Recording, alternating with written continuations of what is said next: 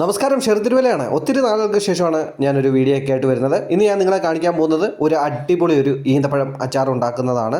ഇപ്പം നമ്മൾ ഈന്തപ്പഴത്തിൻ്റെ കുരുവൊക്കെ കളഞ്ഞതിന് ശേഷം അത് അരിഞ്ഞു വെച്ചു.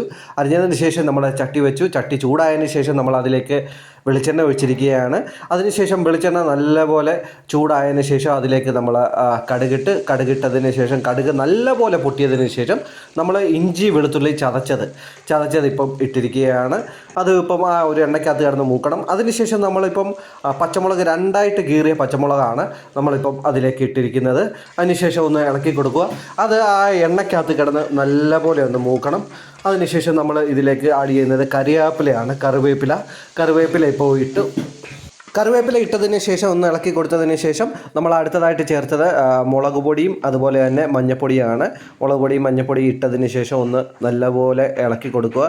അത് നമ്മുടെ ഈ എണ്ണയ്ക്കകത്ത് തന്നെ നല്ലപോലെ മൂത്ത് വരണം. അതുപോലെ തന്നെ പച്ചമുളകും കറിവേപ്പില ഇട്ടിട്ടുണ്ട്, ഇഞ്ചി വെളുത്തുള്ളി ഇട്ടിട്ടുണ്ട്, കടുക്, ഈ ഇത്ര ഐറ്റമാണ് നമ്മളിപ്പോൾ ചേർത്തിരിക്കുന്നത്. നല്ലപോലെ ഒന്ന് ഇളക്കി കൊടുക്കുക.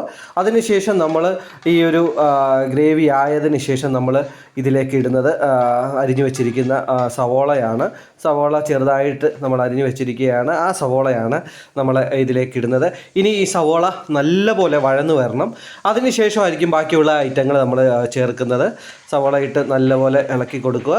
നമ്മൾ ഈ ഉണ്ടാക്കുന്നത് 600 പേരുടെ ചിക്കൻ ബിരിയാണിയുടെ കൂടെ കഴിക്കാൻ വേണ്ടിയാണ് നമ്മൾ ഈ ഒരു അച്ചാർ ഉണ്ടാക്കുന്നത്. സവോള ഇട്ടതിന് ശേഷം അതിലേക്ക് നമ്മളിപ്പോൾ ഉപ്പിട്ടിരിക്കുകയാണ്. ഉപ്പിട്ടതിന് ശേഷം നല്ലപോലെ ഒന്ന് ഇളക്കി കൊടുക്കുക.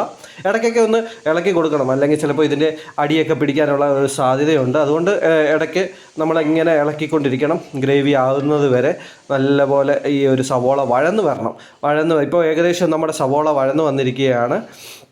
നിങ്ങൾക്ക് കാണാം, സവോള വഴന്ന് വന്നത് നിങ്ങൾക്കിപ്പം കറക്റ്റായിട്ട് കാണാൻ പറ്റും. അതിനുശേഷം നമ്മൾ അരിഞ്ഞു വെച്ചിരിക്കുന്ന ഈന്തപ്പഴം അതിലേക്ക് നമ്മൾ ഇട്ടിരിക്കുകയാണ്. ഇട്ടതിന് ശേഷം നല്ലപോലെ ഇളക്കി കൊടുക്കുകയാണ്.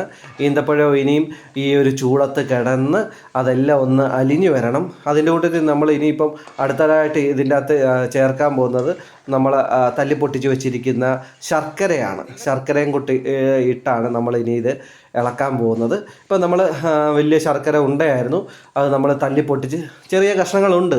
ആ കഷ്ണങ്ങളൊന്നും കുഴപ്പമില്ല. അത് ഈ തീക്കകത്തും, അതായത് ഈ സവോള ഗ്രേവിക്കകത്ത് എല്ലാം കിടന്ന് അതങ്ങ് അലിഞ്ഞ് ഈ ഒരു നല്ല പോലെ ഇത് ഒരു തിക്ക് പരുവത്തിലുള്ള ഒരു ഗ്രേവി ആകും. ആ ഒരു രൂപത്തിലേക്ക് ഈ ഒരു ഇത് വരുന്നതായിരിക്കും. നിങ്ങൾക്ക് കാണാം വീഡിയോയ്ക്കകത്ത്. ഇപ്പം ഏകദേശം നല്ല തിളയൊക്കെ ആയി.